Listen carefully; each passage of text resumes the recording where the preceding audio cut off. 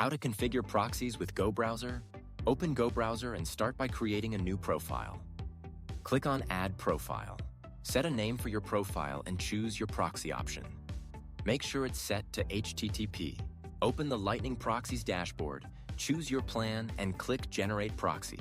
Adjust your plan settings, such as country selection and sticky sessions. Copy a proxy session and paste it into the GoBrowser app.